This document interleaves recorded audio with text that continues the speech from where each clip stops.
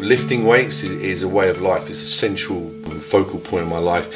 You know, I don't want to sound cliche or you know, cheesy or anything like that, but really, if I did not have weight training, I'm sure I would have certain issues that I need to deal with in another way. In other words, weight training really is like a therapy for me.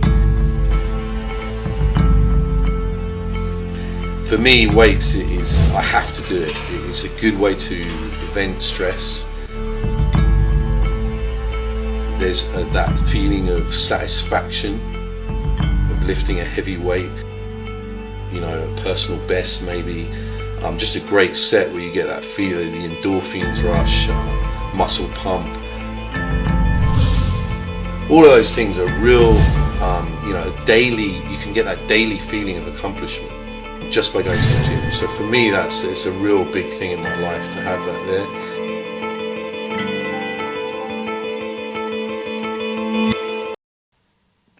What's going on, guys, and welcome back to another episode of Project 1229. So this is where I'm actually now 29 years old. So the reason being why it's called 1229 is simply because my coach Jeff Alberts, some of you may know him as, you know, the godfather of Team 3DMJ, but he's prepping right now as well, and he's got a prep series called Project 3550. So we joked about it during the check-ins, and basically it just means how many years he's been training, and also his age. So that's basically the same for myself. So for me, 1229 represents 12 years of training for me, and I'm now 29 years old. So yeah, if you figure that out, he's actually been training for longer than I've been born. So how about that for a little bit of experience? And you know, the longer that I'm in the industry, the more I actually value experience over, you know, science and the research. It's not to say that I completely disregard all the science, but I definitely think that experience in the trenches plays, you know, a huge role in preps, and particularly fat loss phases. You know, it's one thing to have the knowledge, but with preps, it's not really just about the science. It's also about the application, right? And human error occurs, you know, really often, and things where science just cannot take into account, right? So, you know, it may be great on paper, but not necessarily, you know, the same when it comes to action. All right, so yeah, I guess this week was my birthday. You know, I celebrated 29-year-old self. Nothing really that exciting due to the current climate. Gyms are still shut, and you know, everywhere we can't really do much, right? So, you know, still on prep, and I thought I tried to make myself the Jeff Alberts protein cake. We're gonna do protein cake, courtesy of Jeff Alberts 3DMJ, the protein cake. So we've got some pancake mix here going on. Pancake mix, and then protein of choice. I'm gonna weigh out like, I think it's 70 grams of this stuff. 40 grams of whey. Mixed it all up. I think we're supposed to add cold water to this now. I'm not really sure how much I need to add. Is it supposed to be runny? Yeah. Not too runny though. They said 300. Oh no. What are you talking about? Doing that. I think he made it quite runny, right? Yeah. Because when it cooks, it does get thick, but don't make it too watery though. Is it? Yeah. Is that too watery? I think so. I think you're going forward there, mate. Is it? Yeah. He said spray this with some sort of spray. Ramat!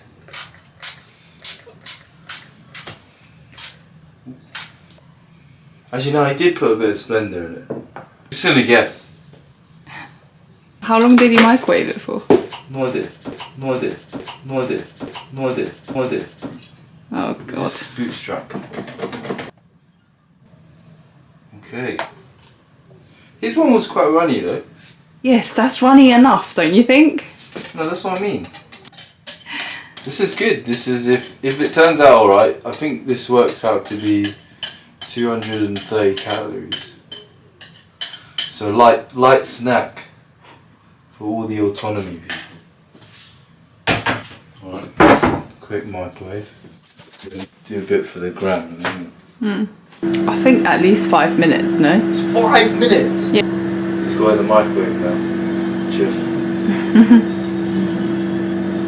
He didn't say how long to microwave. Is it in the description?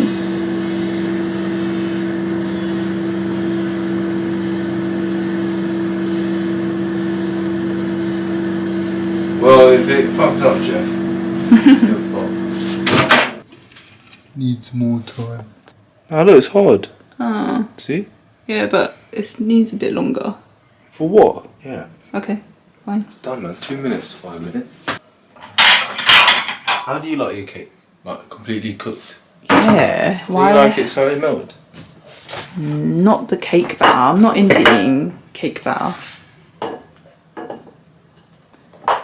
Oh. Oh.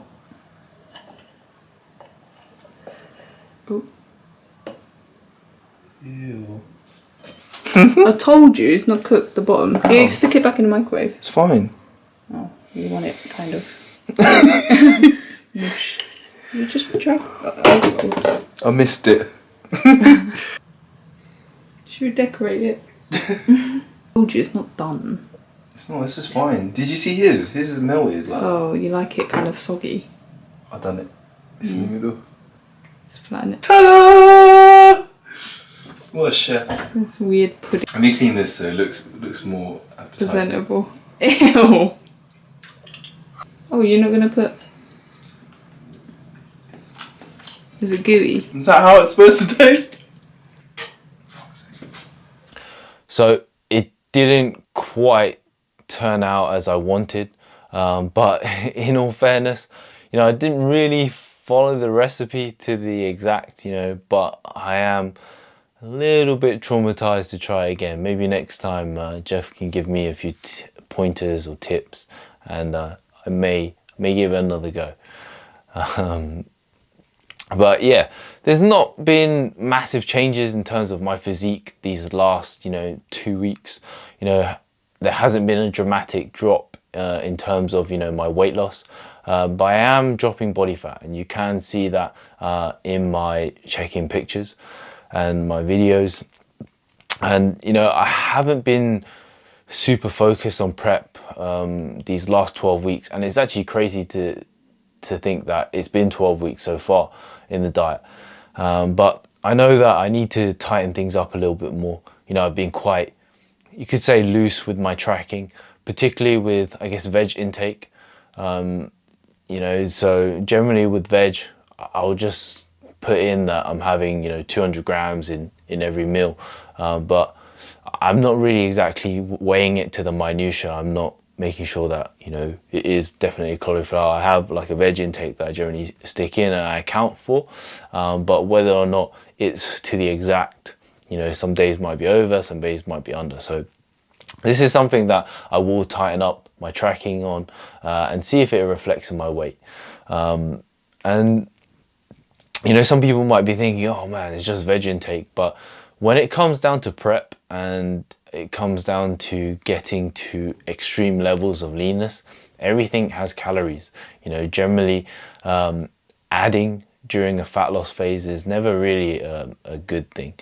So it's important to be aware of, you know, even those 0 calorie drinks, it's still adding, it still has some degree of calories in it. BCAAs, you know, all this jazz, any sauces, condiments, they all have, you know, they might be lower in calories and they might be negligible, but they will still have some degree of calories. So it's important, I feel, to account for these if you're looking at getting to those really elite levels of conditioning.